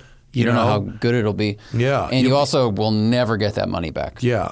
And so it's just you might as well just buy a manual car, that you can get your money back later, Yeah. Steve Hamilton says, I've fallen in love with my 2022 Supra 2.0 and I'm looking to get into autocross. My major concern is something breaking and warranty work with being denied, with competitive driving being the excuse. Am I overthinking this, or should I wait and get a hoopty to start having competitive fun? I think it is highly unlikely that you would damage some component of your Supra in autocross. Autocross is pretty low stress when it comes to your car. If you're running a street tire, right, then you're not adding stress to the axles or anything, or the hubs beyond what the factory designed. It's not like taking a stock car and putting slicks on it, Right. And running Daytona Motor Speedway, right? You're not going to crash it into a wall. You're not going to blow the engine. It's an automatic. You're not, if you service the car and you have good fluids and clean oil and it's running properly, and the car is stock or close to stock, I don't see any reason that you would break the car doing autocross. I really don't. Yeah. And I hope they wouldn't deny a claim if something did go wrong, like an engine malfunction, because if you keep the car stock, especially like the drivetrain, if you don't add a tune to it, like Musto ran his Mustang with full slicks and everything, but he kept the drivetrain stock and he ran it as a track car because he wanted to be able to bring it in for warranty work for the engine. Right. And he never got denied. Yeah, and the Magnuson-Moss Warranty Act basically says that, like, it doesn't void the entire car's warranty. Like, if you put a big brake kit on the car, that doesn't affect the engine. And so they'd have to prove that your modification changed the parameters enough that it caused more stress and caused the problem that you bring. There's no blanket voiding of a warranty. That doesn't really exist. And so one is that they'd have to find out you were autocrossing if you broke the car. There's no autocross mode in the car. And so don't tell them you were autocrossing. I wouldn't say if you do something that I was autocrossing and broke this. You're not under an obligation to disclose that. They would not. The odds of a dealership service advisor caring enough to follow up on that to then deny your claim is super low. And the odds of breaking a brand new car, a 1 or 2 year old car in an autocross are very, very low. Yeah. Yeah. Enjoy your car. Enjoy your car. I wouldn't buy a second car just for autocrossing. Tyler M., top 5 recommended driving related books. I wish I could say that I read books about driving a lot, but I read Speed Secrets. Speed and Secrets that was great. is good. Yeah. Twist of the Wrist is a good motorcycle book if you're into that. I'm trying to get through Chassis Tuning. It is an engineering book, man. No, Holy shit. that's a textbook. Holy shit. It's disguised as a pamphlet. It's a fucking textbook. Oh, I mean, I guess I just finished on the plane home from Newport. I finished Unsafe at Any Speed by Ralph Nader, published in 1965. I cannot recommend this book highly enough. It is amazing how it first off, it makes me understand why some people would and should take a very cynical view of auto manufacturers. GM and Ford and Chrysler resisted to the fucking death, making their cars safer, making their cars cleaner, allocating any resources at all towards studying safety. And they spent all of the 1950s and 60s blaming driver deaths on drivers, as opposed to the design of their cars. They basically did what Formula One did in the 60s, where they said, well, if you think this is so dangerous, slow down. That's what Formula One said. Jackie Stewart went, your tracks are really unsafe. And if people have a crash here, they die. And Formula One said, well, if you think this is so dangerous, just drive slower, which is a completely ridiculous thing to tell a racing driver. Mm-hmm. Ford and Chrysler, but especially General Motors, made unbelievable efforts to not make their cars safer. And all in the interest of profit and saving money, I assume. Yeah, well, they realized, and I think quite accurately, that they would spend all this money on having a new body style every year. It was about cars as status symbols.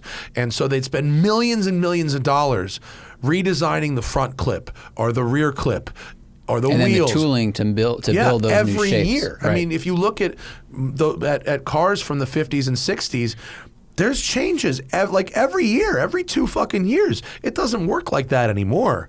Now a car looks the same for 3 or 4 years, and then there's a minor facelift update, but fundamentally still the same. And now we have, there were no safety laws then. And people go, well, they don't build them like they used to. They don't look like they used to. Yeah, because the way they used to look, people would die. Right. Like, because what they have called the first collision and the second collision. First collision is the car hitting something. The second collision is you hitting the inside of the car. Oh, geez. Whether it's the steering wheel, the dashboard, the knobs, the mirrors, the visors, they went, these beautifully ornate design dashboards and gauge clusters. So many people died after coming into contact with metal with dashboards. Those. Yeah, door latches that fly open in a crash. They don't stay locked. No standards. And then you have things like anti-lock brakes, which were invented in the 1930s. 1930s was when ABS was invented. And not made standard until like 80, fucking the 98 80s, or dude. something like that. Yeah, I mean, until a law said you have to do this. Airbags. Fucking, this book in 1965 talks about airbags. When airbags were standard in the 1991? I mean, it's like unbelievable. There's shit in this book. Emissions controls. This book's from the 60s. They talk about emissions controls that it took 10 more years to get these things into cars. I mean, it's stuff that already had been around and studied, and in some cases, the industry had patents on and then buried. I mean, it was crazy. And now, and so you understand why someone like a Tesla would go, you shouldn't trust the big automotive industry because look how shitty they've been. And I'll tell you what, they kind of have a point because they have been shitty. They've always done, but I would say that Tesla is also resisting change brought about by other people. 100%. Because the industry likes to make change when it's their idea and they will benefit from it, usually financially. Yes. But when it's from a governing body or the public or something, obviously they don't want to do that. Correct. Yeah. And so I was going to say the flip side of this is on one hand you understand why Tesla can go, these are shitty companies. They're not going to advance the technology until they're forced. They're going to squeeze the customer. On the other hand, a lot of what is talking about here in Unsafe at Any Speed in terms of the lack of regulations, the lack of oversight, the fact that the government is doing almost nothing to regulate what is clearly very dangerous behavior on a corporate scale for massive profits. We see the same thing with automation right now. Mm-hmm. And so while Tesla and startups can say, look at what these companies have been doing for 50 years, and they have a point, you can now take the principles that are outlined in this book, fast forward 60 years, and it's the same shit again, with automation and autonomy, and it's incredibly relevant to read something like that today. It sucks that it's really expensive to get this book. Yeah. It's been out of print for a while. My copy is the garbagest copy. It smells funny. It made my hands smell funny. Wow. It's like it's been outside for a while. The cover's coming, and I had to spend $85 to get this book. That's so weird they didn't reprint it ever. They fucking should. I mean, they did reprint it other times, but I literally bought the cheapest one I could find a month ago on the internet. And if you can get it on Kindle. Yeah, you can definitely get it digitally on Kindle for, whatever it is, $8 or something. I don't know what a book costs on Kindle. Wow. Yeah. Amazon paperback is $75. Hardcover $115. Right? Yeah. Wow, that's crazy. They should reprint this stuff. Yeah. So and by the way, mine, if you open the front cover, there's a price tag on the inside of the front page that says $1. Yeah. Yeah, when new. MSRP. No, not when new. Like from like a used bookstore like recently. Like a couple years ago. And someone flipped it. Maybe that's the new investment. Forget E30s. I really, really, really recommend if you can get it on Amazon or Kindle, or if you can stomach the high price of it. Unsafe at Any Speed is an incredibly relevant book that you don't need to be a lawyer or anything to understand. It's a really, it explains a lot. Mm-hmm. Explains a lot about where we've been and possibly where we're headed again. Yeah. Blake Phi, did anyone take one of those old cars through a drive-through? That is the least interesting thing you could do with any car. I mean, truly, the most boring activity that you could do with any car, old or new, expensive or cheap, is do a drive-through bid. It just stinks. And we don't know if anyone did because we were so far behind everybody. Yeah. Does car insurance cover roadside assistance? I assume you mean with a 1902.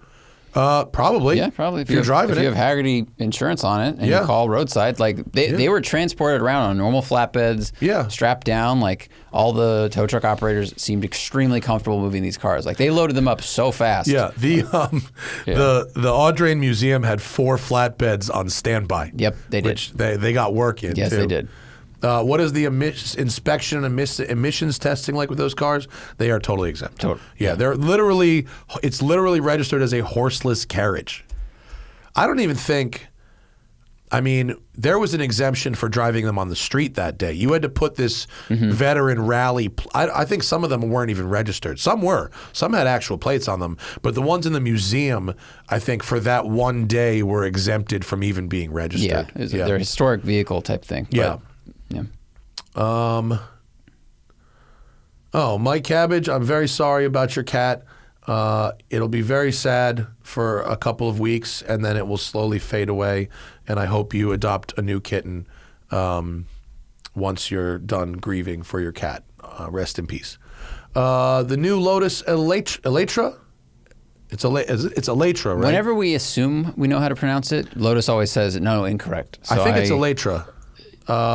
It's a super EV crossover. It has elements of the Urus. It has elements of the Avaya.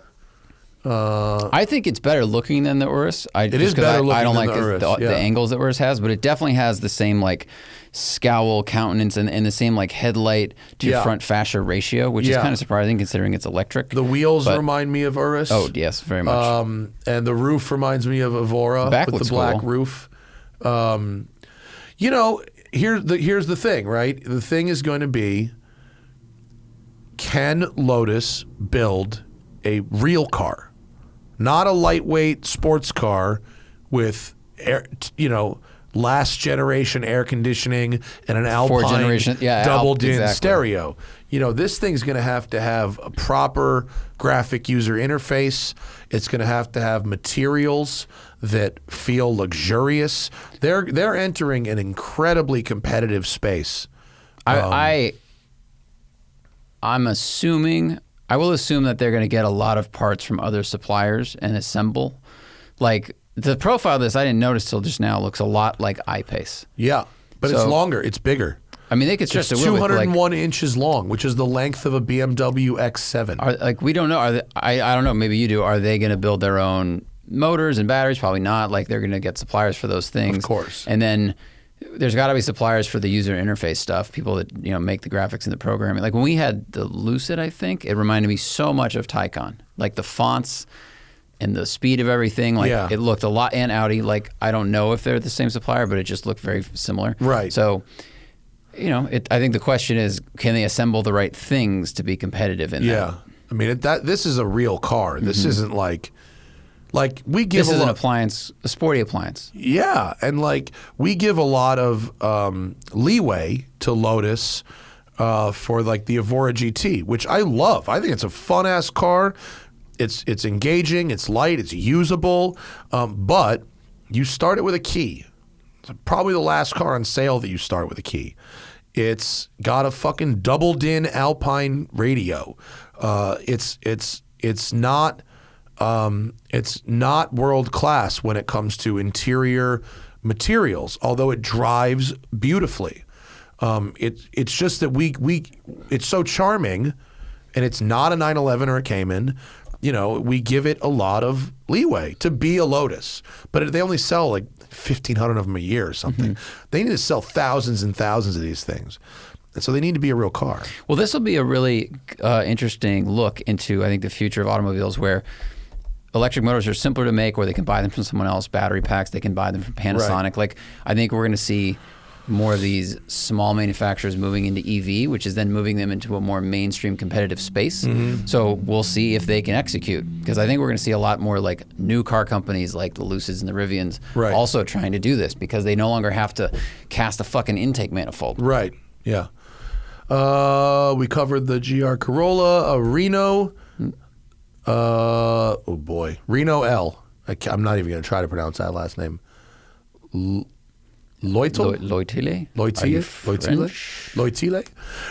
Thoughts on the new left-handed Rolex GMT? Is this a product to fill a niche market that left-handed people demanded, or a quirky variant of one of their more popular watches? As a left-handed watch wearer, I can speak to this. It's a new left-handed Rolex GMT. More importantly, it has what we call the Sprite bezel. So there's Pepsi, which is blue and red. That's the one I have. Then there's Coke, which is black and red. And then there's what they call the Batman, which is black and blue. And then they've now got one that we will end up calling Sprite, that's black and green. I wish it was green and yellow, like actual Sprite. That would be fucking badass. Yeah, this is more like Celtics. Or Celtics or Starbucks. Aston Martin, green and black. Yeah. Tires are black. But it's left-handed, right? So the crown. Well, there was already a Starbucks. The current Submariner they're calling Starbucks. Yeah, which is a full green bezel with a black dial. This is a half green bezel with a black dial. So left-handed, right? So the date window's on the other side. The winding crown is on the other side. Panerai has been making left-handed watches for a while. There's also a few other companies that have done lefty watches. I've tried on a couple lefty watches, and I've found them to not be particularly desirable. People would talk about, so the idea is if you wear the watch on your right wrist, you can adjust the crown using your left hand. Whereas when I adjust my watch, I take it off. And not just me, but I do both. I don't really set the time with it on my wrist. I take it off to do that. I do sometimes, but my wrist is able to bend, so I use that function. It would be easier. I understand that, I guess. I guess it would, but I don't really like looking at the dial being the other way. I don't want the date. If it was just the crown on the other side, but the dial was the same, then I would be like, all right. But I don't want the date window being on the other side. I think it looks a little weird.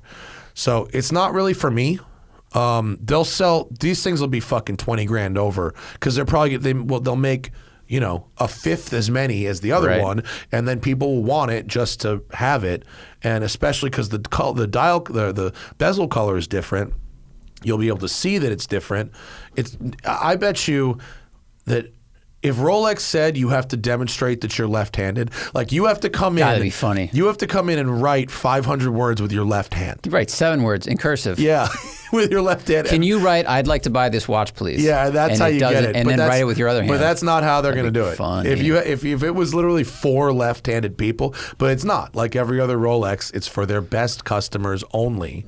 Here's a steak knife. Yeah. Please cut this cheese using your opposite hand. And you will be able to buy it if you've already bought 35 watches from this authorized dealer or at a $20,000 markup. Okay. Let's see. Joshua Lamson, old sports cars versus motorcycles on safety. Over the past couple of years, I've gotten into motorcycles. I've blown away by the price for performance available in the market. I've gotten pushback from some of my friends saying they're unsafe and would never get one. However, they're driving cars from the 90s that have none of the safety features my bike has. I find this interesting because they're worth about the same money. Is someone on a modern bike in full gear safer than someone driving a 90s sports car? No. Fuck no. No. Not even close. You can't fall off a car. Yeah. Like, straight up. You can't, if a rock gets kicked up in front of you and you're in a 92 Jetta and hits the windshield, it cracks the windshield. If it hits you in the neck on a sport bike and you're going 80 miles an hour, like, it's going to feel very different. If you're leaned down in a corner and there's gravel in the corner, you then wreck your motorcycle. Yeah. You're now sliding on the ground. Zone. That's the thing. Like, I think you're speaking more about traction, which still, no, like you only have 2 traction circles, whereas the car has 4. If you hit a piece of surprise ice with either of those tires, or a friend of mine was riding at 10 miles an hour and went to turn into his own driveway. It was drizzling in Colorado, and he had to turn over the bike lane, and his front tire went over the white paint, and he immediately low-sided at 10 miles an hour. His Hyundai Accent, which he had at the time, which also had no ABS and traction control, had never spun out and crashed, turning into that same driveway in the rain. I mean, yes. I mean, so ABS and traction control on modern bikes they make them a little safer, but like they really just improve. They make the performance a little more accessible. Yeah. Right? You can brake at a threshold level without locking a wheel. You can go harder into the throttle without losing traction. Doing a wheelie. But that's a smaller percentage of how people die on motorcycles. I mean, the fundamental danger of motorcycling, like if you watch MotoGP, these are the best riders on the planet, and they know how to manage everything. And they are at the limit, yes, but they will slide, and then the wheel catches, they high center. I mean, that's how Marc Marquez got so hurt. Like, you go flying, and then you're even on a track, ground. like even on a MotoGP tracks are designed so that if you fall off the bike and slide, your gear will keep your skin on your body, but you also don't hit something. Right. It's falling off the bike and sliding. The gear will keep your skin on your body, but then you hit a K-rail or a telephone pole or a tree or another car. I have no abrasive scars from my crash. Yeah. But I broke 20 bones. Yeah. Like, that's the thing. Yeah. So no, a 90s sports car is much, much safer than a motorcycle. But I'm glad to hear that you're wearing your gear, and you should definitely wear your gear, and you should ride responsibly, and you should be as safe as you can. Motorcycling now is safer than it used to be, but it's still really, really dangerous. And they're developing like the airbag suits and stuff. I think the racers use them a lot, and that stuff's all really cool. Yeah. But it's still a long way off. Tom Hendricks wants to discuss my steer-by-wire tweet this morning. So Toyota has shown a concept with a fucking yoke. Right? They're breeding. So Tesla puts this yoke steering wheel in the car, right? The implication is they want you, and it's not even a subtle implication. It's an outright implication, because that's what Franz von Holzhausen said on Spike's show, and I listened to it, that they put this yoke in because pretty soon we won't need to steer. That's pretty soon the car is going to do all the driving. So we no longer need this, which is complete horseshit. I mean, that's an unbelievable lie. It's just not true. Okay?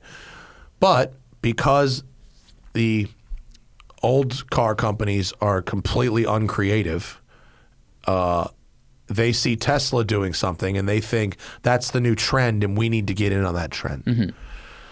Which is dumb as rocks. So they have this concept, and it's called like some alphanumeric FZB4X or some shit. I don't know what it actually is, but they showed a concept and it's got a fucking yoke in it. Okay. Now the problem with this is to make a better yoke. Like the reason the yoke is bad is because you have to turn a wheel around and around, right? In the case of the Model S, I believe it's 270 degrees. Mm-hmm. Okay. To have a good yoke, the reason yokes are good in a Formula One car or an airplane is because you're never more than 90 degrees. I think even in Monaco, a Formula One car might have to go a little over 90 They degrees. occasionally cross their arms over, but like, very tight turns. Yeah, right. Very tight, and it's like pulling out of the garage, and then the one hairpin in Monaco, and that's it. Other than that, you're here to here, 90 degrees each way, right? Airplane, same thing, 90 degrees each way, never more. So hand over hand in an airplane. Imagine hand over hand in an airplane. So that's why a yoke is okay, right? So Toyota has tried to fix the yoke, the problem with the yoke, not by saying yokes are stupid because you have to go hand over hand, but by changing the steering rack to electric steer-by-wire in order to make the yoke concept work, which is a horrible decision because steer-by-wire is bad. To not have a mechanical connection between your hands and the road is bad for a variety of reasons. One is steering feel. Two is fail-safe. I mean, most importantly is fail-safe. If this system fails, if your throttle by wire fails, okay, well you lose power in the car, which sucks. But like, you stop. But you come to a stop. Right. If the brake by wire system fails, there is a hydraulic backup on that. So you're still operating a booster, right? There's an actual backup to that. But if there is no mechanical steering connection to the front wheels and that system fails, you have lost steering. Airplanes have steer by wire, but mainly because of they usually have redundant or triplicate systems. Yes. Yeah. Because it makes it easier for the pilots and the autopilot systems in airplanes to do it. And because an airplane costs millions and millions of dollars, there's no big deal in having a full backup system to that, multiple redundancies. But at the price of a car, how many redundancies are we willing to put in for this? And so there are a couple people who have presented reasonable arguments that eliminating a steering column entirely could be safer because there's no steering column at all. Now, I would argue that collapsible steering columns and airbags have mostly negated this position. Right. Mostly. Yeah. I'm not a super expert on that, but I can't imagine that whatever safety is improved by whatever percentage by having no steering shaft is somehow correctly offset by having no steering shaft. And is the plan here that the ratio would be so fast that Yes. you're only turning this 90 degrees? Yes, that is the plan. Ooh, I mean, That's also not we've good. driven cars with really quick racks and like. Well, then it would change. The ratio would change depending on your speed. That's really the other one. So that if you went 90 degrees at parking lot speeds, it would steer this much, and if you did it on a highway, it would do it less, which is not good. It's just, I mean, we already have progressive racks, which I'm not a huge fan of. My car has one, or the E46s have them. But you get used to it because there's so much rotation. But now, if it's only 90 degrees, so sometimes you're at 20, and sometimes and that's turning you, making a U-turn, and sometimes 20 degrees is just gently bringing you from lane to lane. Right. That seems like a really difficult adjustment for a lot of people. Right. And again, it's why was this necessary? Yeah. So instead of just saying, if you're going to spin something round and round, the best shape for that is round, or round adjacent. Like I get it if it's not a perfect circle, or if like I don't like the Corvette square wheel, but like at least if you go to grab something, like it's there. For Tesla to go, well, the yoke is better for visibility, it implies you can't build a good gauge cluster. Mm-hmm. It also tries to imply that you won't need to actually steer the car at some point in the future, which may be down the road, maybe, but certainly not in the life cycle of a Model S you're buying today. And also, you might go to grab something in an emergency maneuver and there's nothing there. So rather than just rather than letting Tesla just fail with this idea, yes, I think everyone else is following them into stupid land. Right, and they're looking at Tesla's success. Tesla is not successful because of the yoke. I think some people bought the yoke because they thought it was cool. Yeah. But most people bought a Plaid because they wanted the fastest EV around, and they deal with the yoke. I've never heard one person say the yoke is better. All the best I've ever heard from anybody is you get used to it, which does not. That's not good design. That's bad design. And this seems like it'd be really hard to get used to, because I'm just imagining if you're like in stop and go traffic and you're used to turning this thing 90 degrees to get out of a parking spot, and then you accelerate to get around a car. Every mile per hour you're increasing to get around that car to move into a different lane, like, do you have to reduce the angle of your steering? Yeah, I don't know. Whereas normally we're used to just going, okay, I'm going around it and I bring it out. Like, it just seems like there are so many like if-thens that you have to program in your own brain and constantly adjust. You're making someone relearn how to drive instead of meeting them where they are. Yeah. Yeah. You know what I mean? It's a really complicated thing. Yeah. And so this is so, and then you have the idea of there is no mechanical connection to the fucking wheels. And if this system fails, you are in a world of trouble. I mean, they have to have a redundant system in there, because there's no way like they haven't had that discussion. But it just seems so unnecessary. Yeah. It seems so complicated. It's fixing something that's been fairly simple and reliable for. We have an expression: reinventing the wheel. 100 years. Yeah, it's unfucking necessary. So that is the explanation of my tweet. Any other bloke, now that Zwart has revealed he isn't responsible for kills bugs fast, will he be changing the door sills? No. No, it's still an iconic Porsche ad. I didn't do it for Jeff. I did it because it was an iconic Porsche slogan that I thought Jeff was responsible for or involved with. I was disappointed to learn he wasn't, but it's still very funny. Luke Taylor, last question. Did we enjoy doing the live show in Newport? I thought it was an interesting experience. I liked it. There were sure. aspects of it I definitely enjoyed. There were other aspects of it that I think could be refined. I mean, because Zach was very prepared, we had no technical difficulties. Allegedly, although it hasn't aired yet, as far as we know, the system worked just fine. Yeah. We can fit everything we need to do a live show in one suitcase, which is good to know. And I do think that the people who did come, I mean, it was about 25 people. It was not a lot, but it seems like they enjoyed themselves. The one thing I was always concerned about doing live shows, and I'm still concerned about doing live shows, is if someone's going to pay money to come and see you in a theater or something, you really want to put on a show. You want it to be, you need something to react, you need the audience to have things to react to. I don't just want it to be a regular show. And although Donald was a great guest and we had a fun time with him, I think if we do it live shows in the future, it really needs to have like a comedian there to keep that energy up high and laughing and stuff like that, to where the audience really feels like they had an experience. That doesn't mean it wasn't a nice experience. I mean, the people you by the time this goes up, I hope you guys will have listened to the show with Donald, and there's certainly funny moments, and it's interesting, and Donald is a great guy and a great guest. But I would want it to be more than just a regular show. Like when we went to see the Dollop live, and it's like, that's a comedy show. So there's real like moments of laughter like you'd have with a stand-up. Well, that's because the podcast is a comedy podcast. Right. Yeah. Yep. So like I'm trying to think of like why, like, would I go see a political podcast or a sports podcast or whatever live?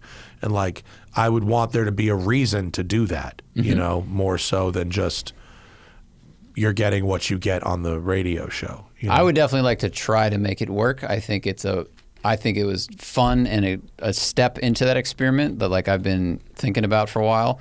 And I agree with you. I think there's just ways we can format it both through like the outline of the show, and then also who's on it, where we can make it a little bit more special than just watching our podcast get taped. Yeah. And then, you know, make it a fun event for people. And I think it'd be cool if we could get a venue where there's a parking lot, so it could be a car show element to it, you know, before or afterwards. That too. Like, that would be rad. And I also, like, one thing I do when guests come here that I didn't do a good job of in Newport was, like, I don't really talk to the guests much before we start recording. And I tell people that I'm going to do that so they don't think I'm an antisocial asshole. It's because you get a lot of good natural conversation with the guest, and I don't want to waste that and then either have to repeat it or forget it on the show because we already did. So Donald was, you know, came to the venue like an hour before the show. And so we sat around drinking coffee and bullshitting for an hour.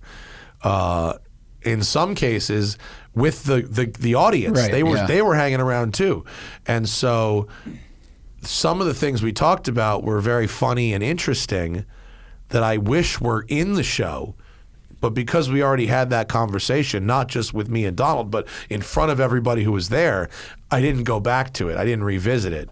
And so I would want to not. Well, we could safeguard that if we have an outline for the live show of, you know, topics roughly, and just when someone comes in, be like, all right, let's just, and we've done that here, where we start talking to Tom or whoever, Johnny, and we're just like, wait, let's talk about something else. And then we go, all right, and we look at each other and then we go, how are your cats, or whatever the fuck it is. And we find something else to do. So that, or like, just like be gone until it's like, tell the guests, like, don't show up until 2 minutes before showtime, you know, or whatever.